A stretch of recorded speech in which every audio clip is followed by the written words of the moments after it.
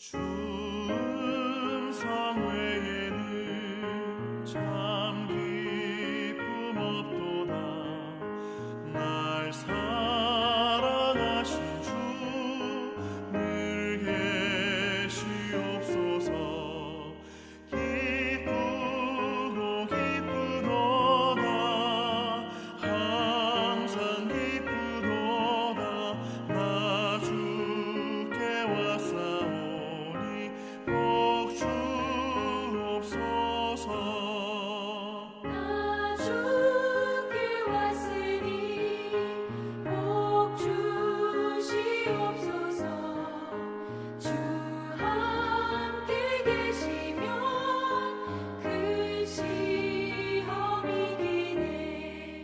기쁘고 기쁘도다.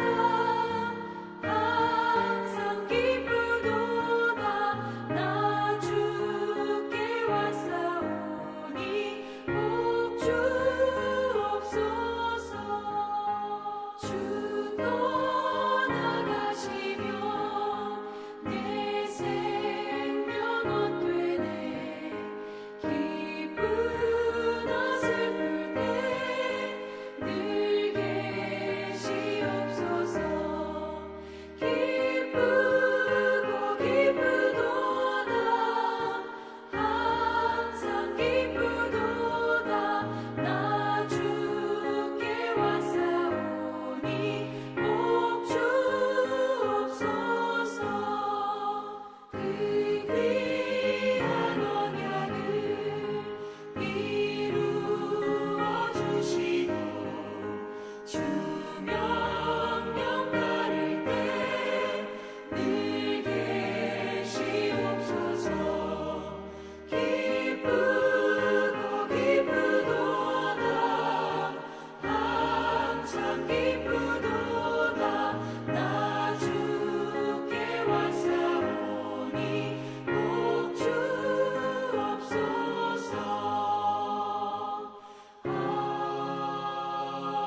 아멘.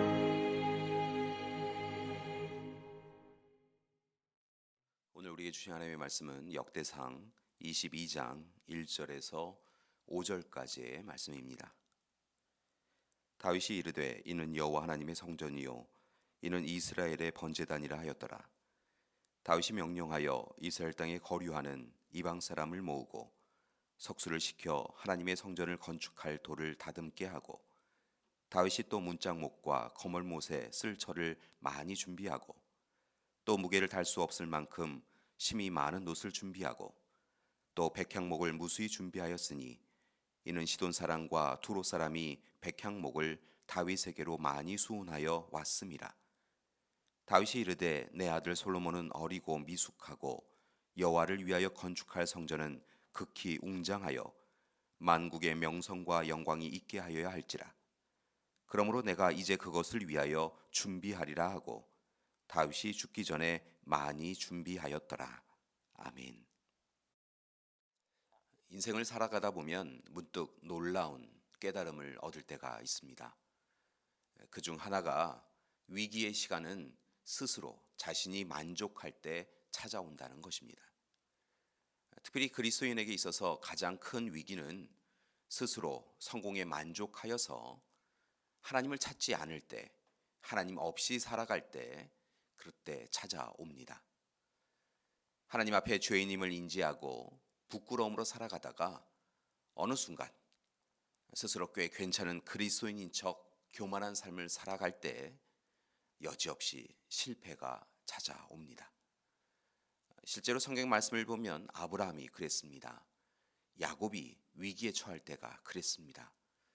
모세와 이스라엘 백성들이 광야 가운데 그렇게 위기에 처합니다. 따라서 교회 여러분, 스스로 이만큼이면 되었다라고 생각이 될 때 우리는 더욱 경계하고 경계해야 될 줄 믿습니다. 특별히 하나님보다 중요한 것이 생길 때 그것이 바로 우상임을 아시고 조심하셔야 합니다. 하나님 앞에 예배자로 서는 것보다 더 중요한 일이 있다라고 생각이 되면 이제 곧 여지없이 위기가 다가오고 있겠구나라고 생각하시고 늦기 전에 얼른 회개하고 예배자로 돌이키셔야 합니다. 오늘 말씀에 앞선 역대상 21장의 말씀이 바로 그런 교훈을 우리에게 주고 있지요. 역대상 21장의 말씀을 보면 다윗의 교만 때문에 이스라엘 백성들에게 어려움이 찾아옵니다.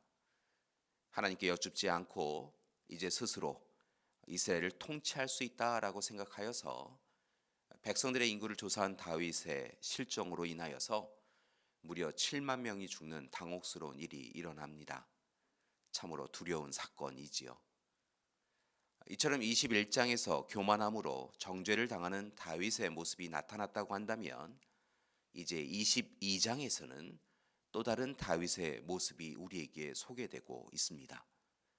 그것은 바로 하나님의 성전을 준비하는 겸손한, 참으로 겸손한 다윗의 모습입니다.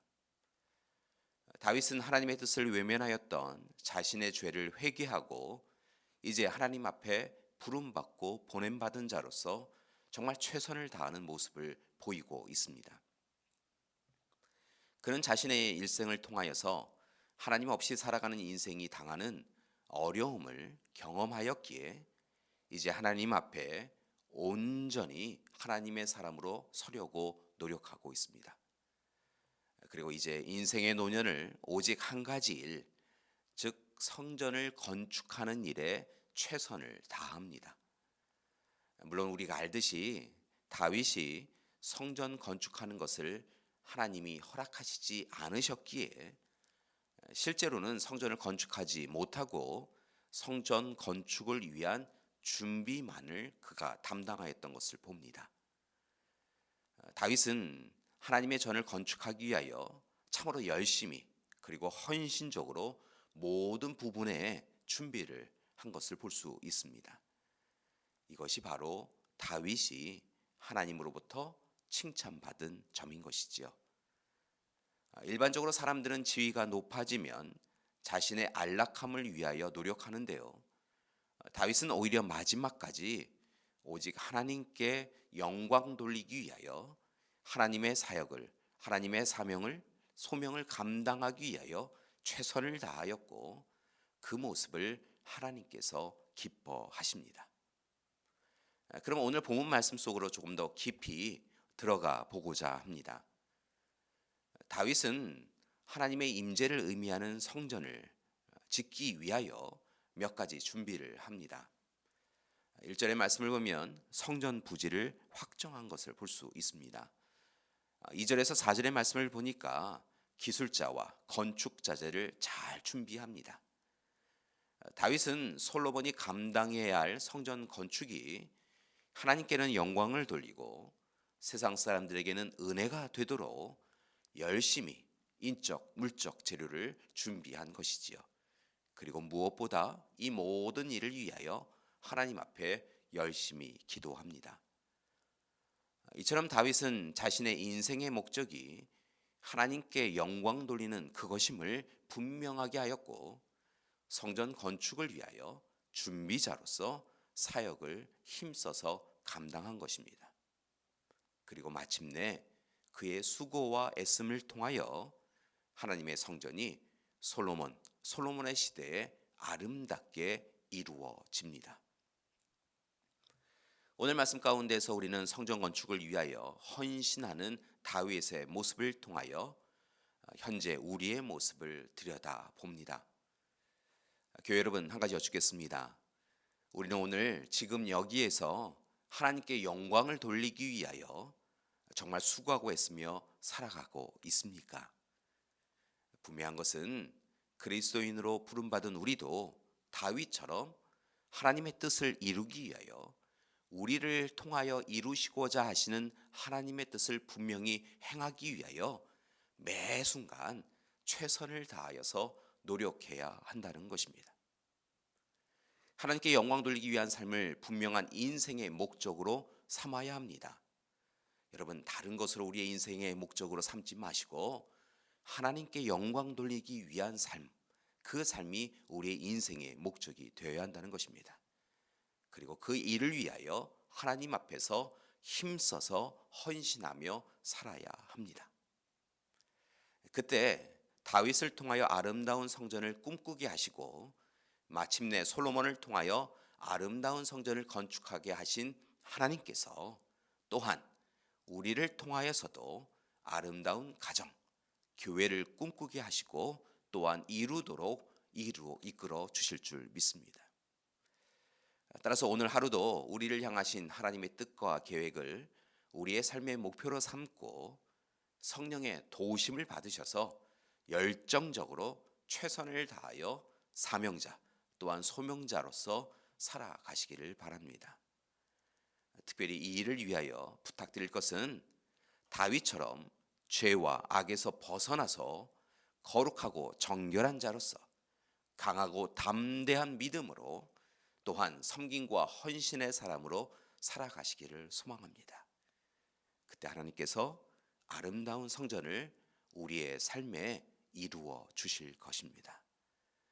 오늘 하루도 하나님의 도우심의 은혜가 우리 모든 믿음의 가족들과 함께 하시기를 간절히 기도합니다. 함께 기도하시겠습니다.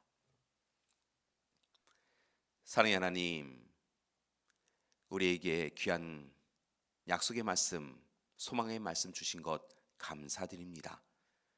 오늘 말씀을 통하여서 다윗이 성전을 건축하기 위하여 모든 것을 준비하는 과정을 함께 보았습니다. 하나님, 그 일에 최선을 다한 다윗을 바라보며 우리도 아름다운 가정과 교회를 이루기 위하여서 최선의 준비를 해나가는 우리 되게 하여 주시옵소서. 하나님께는 영광 돌리는 삶을, 우리의 가족에게는 은혜를 나누는 삶을 예비하고 준비해가는 우리 되게 하여 주시옵소서. 이제는 우리 주 예수 그리스도의 은혜와 하나님의 사랑하심과 성령님의 돌보시고 함께 하시는 귀한 역사가 오늘 이 시간 우리도 아름다운 성전을 가정과 교회에 이루어 가도록 소망하고 힘써가기로 작정하는 우리 믿음의 가족들 위해 지금부터 영원토록 함께 하시기를 간절히 축원하옵나이다. 아멘.